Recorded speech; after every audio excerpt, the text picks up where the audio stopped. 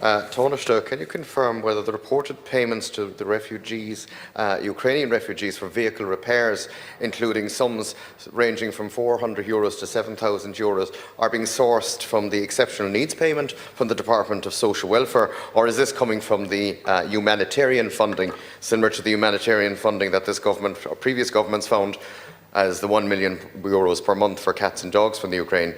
Additionally, Taoiseach, do you believe that this expenditure is good value for money, especially in light of challenges to the Irish citizens? Could you clarify for us in this House whether those payments are also available to IPAS refugees and those? And could you also, for the sake of clarification, as we know, there's 800,000 people after leaving these shores since 2008, Irish citizens who are living in Australia to Canada. I'm not aware of any other government in the world that is repairing people's cars and putting new tyres on them and putting engines in their cars. So can we could we get some clarification on that, Taoiseach? Thank you.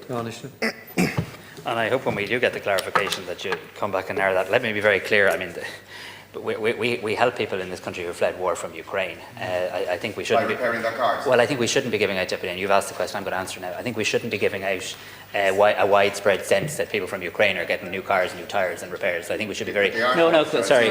I know you're new to the House, but we have... I know you're new to the House, but we've rules. You speak and then I speak. So let me speak. So I'm going to get you further information in relation to any such payments. But can I tell you, people who have fled here from very difficult situations, have fled here in very difficult situations. I'm proud of the level of support we provide them, and I don't want to give a sense to people watching in from this that there's widespread repairs of people's cars going on for people who they're really, let's have a sense of perspective. The people that I know from Ukraine who come here are making a bloody great contribution to the Irish economy. They're making a great contribution to their kids in our schools. They're working hard, and they're very welcome here. They're very welcome people from Ukraine. They're European, and we look forward to welcoming them to the European Union very shortly. Deputy Nolan. Don't be shaking your head. Dog whistle somewhere else. Deputy Nolan. You know what you're doing. You were dog whistling. You're at it. You were dog whistling. Deputy Nolan, please. You were dog whistling. You were dog Please. whistling. Someone texted you that, was that it? You're dog Please. whistling. You don't like it. Deputy O'Flynn. You're dog whistling. Deputy Karen Nolan, please. Did you know that the Irish taxpayer is paying, I couldn't believe this, I found this out today off our workshop, the Irish taxpayer is paying for asylum seekers' car repairs. Now, before everyone jumps on it, I'm sure they're not paying for every single repair, but we've had a couple of instances in our workshop over the past couple of months, maybe over the past year, maybe, where we have had foreign nationals. These were Ukrainian in this time, but I'm sure it's not just Ukrainian, I'm sure it's for other people, where there was work needed to be done on a Ukrainian registered car. We had one there recently, about 6 months ago. It came to about €600. There was, I think there was tyres or a service, something like that. And he said, can we just get an invoice, and that the Department of Social Protection, that the Department of Social Welfare were actually physically paid us the €600 for the invoice. And we had another one there recently, only very recently, and I'm not going to go into specific types of car or anything like that, but we had a premium branded Ukrainian registered car, needed a new engine, and the customer needed to get quotes from a couple of different garages and sent off to the Department of Social Protection, or Department of Social Welfare, and that they were going to be paying the several €1,000 for the new engine in the Ukrainian registered car. I had to double check this twice with our workshop manager and mechanic as well. I could not believe this was actually happening. These are cars being driven around, not even paying Irish road tax, by people, by the looks of it now, that have plenty of money anyway. If the last car was anything to go by, this car was a Ukrainian registered premium brand car.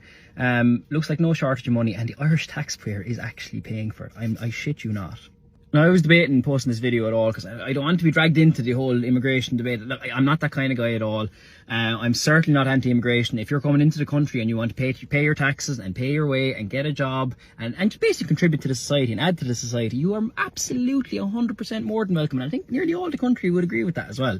But the actual notion that you can come into the country from, and again, this is not having to go at Ukrainians. I'm not having to go at asylum seekers at all. It's the setup. The setup is completely fucking arseways. Like, how is this a law? How is this possible? Like, do you know what I mean? When we see people below in the workshop, right, and there'd be retail customers, Irish customers that have their own jobs and everything that, and there's a €600 or €1,000 maintenance job they needed on their car, and they are genuinely struggling to afford and to pay for it. And then you can come in from a different country, and the Irish pay no taxes, and the Irish taxpayer will pay for your bill.